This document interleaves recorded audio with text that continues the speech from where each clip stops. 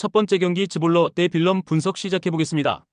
즈볼레는 12월 열린 두 경기에서 실점하지 않으며 중상위권 팀들을 추격했으며 지난 라운드에서 흐로닝원 상대로 승점 1점에 그친 것이 아쉽기는 하지만 가르시아와 시몬, 플로라누스 등이 나선 수비가 상대 공세를 확실하게 막아냈고 홈에서 특히 강한 팀이기에 이 경기를 통해 무패를 이어나가길 원하는데 강점인 수비를 우선으로 하며 몬테리오와 판더 미안의 돌파로 기회를 노릴 것이다.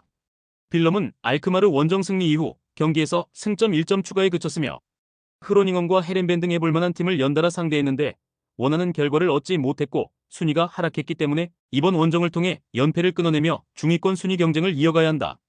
시세 산드라와 메이벨트 등 최전방 공격수들부터 상대 수비를 압박하며 홈팀의 공세를 끊어내려 할 것이다. 즈볼레의 승리를 본다.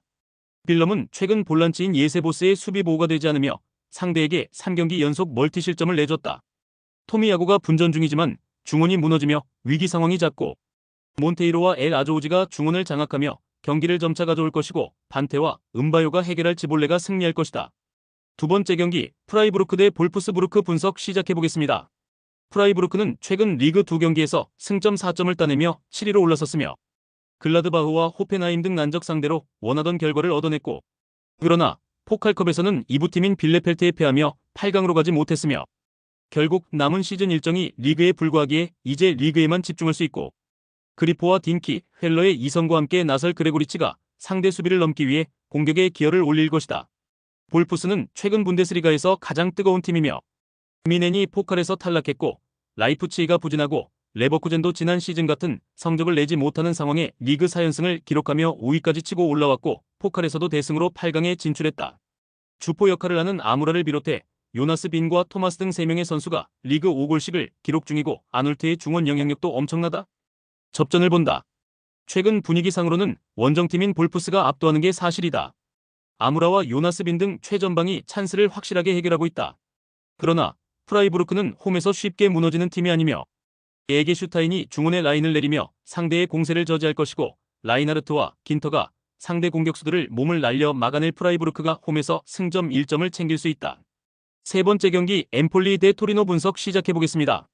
엠폴리는 최근 성적이 매우 좋으며 코파 이탈리아에서는 리그 연승을 이어가며 선두를 노리던 피오렌티나의 승부차기 끝에 승리했고 베로나 원정에서는 4골을 터뜨리며 완승했고 에스포시토가 멀티골을 터뜨리며 공격을 주도했고 콜롬보와 컵카치의 마무리도 좋았으며 수비 위주로 경기에 나서는 소극적인 운영을 한 시즌 초반과 달리 말레와 안조린 등 중앙 미드필더들의 공격 가담이 늘어나며 경기력이 올라왔다. 토리노는 무승이 길어지며 순위가 급하락했으며 개막 이후 승점 관리를 잘하며 상위권을 지키고 있었는데 이제 강등권 추락을 걱정해야 하는 상황이며 제노와 원정에서 승점 1점을 따내긴 했지만 다시 한번 문전한 마무리에 실패했다. 때문에 이번 경기는 원정에서 최대한 승점 추가에 집중한 운영이 유력하다. 접전을 본다. 엠폴리의 최근 분위기가 좋은 건 사실이며 그러나 부진한 최전방 마무리와 달리 토리노는 아담 마시나와 발루케비치 등 수비 라인을 책임지는 선수들은 쉽게 무너지지 않고 있다. 기네이티스와 리네티 등이 중원을 두텁게 하며 상대 침투를 저지할 토리노가 승점 1점을 챙길 수 있다. 네 번째 경기 툴루즈 대 생테티엔 분석 시작해보겠습니다.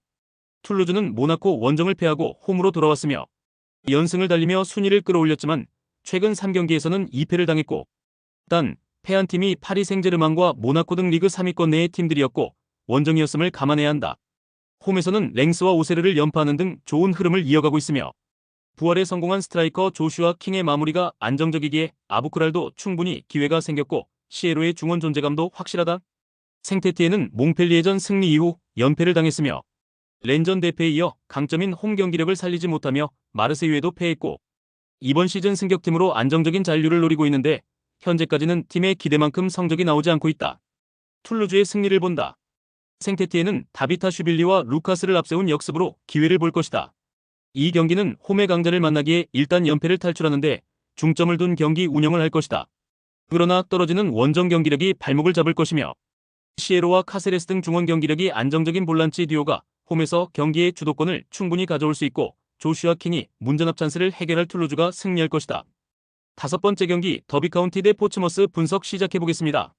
더비는 주중벌리 원정에서 귀중한 승점 1점을 따냈으며 강팀 상대로 나선 경기에서 연패를 끊어내야 하는데 텐백을 효과적으로 활용하며 원하는 결과를 얻었고 제리 H와 브라운 등 선발 공격수로 나선 선수들부터 상대 최종 수비를 압박하며 경기에 나섰고, 톰슨이 경기 내내 최종 수비와 간격을 좁히며 무실점을 견인했다.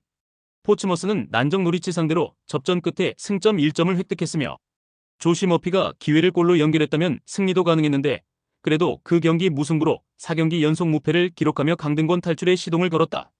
포츠의 중원 경기력이 워낙 좋은 최근이기에 어느 팀 상대로도 쉽게 흐름을 내주지 않았고, 슈미터 키퍼가 여러 차례 세이브로 실점을 막았다. 접전을 본다.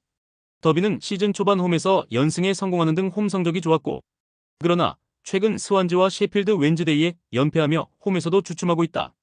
무패로 좋은 흐름을 최근이고 안정적인 수비를 바탕으로 경기에 임할 포츠머스가 무너지지 않을 것이다. 두 팀이 90분 동안 밀고 밀리는 경기를 하며 승점을 나눠 가질 것이다. 여섯 번째 경기 바야돌리드 대 발렌시아 분석 시작해보겠습니다.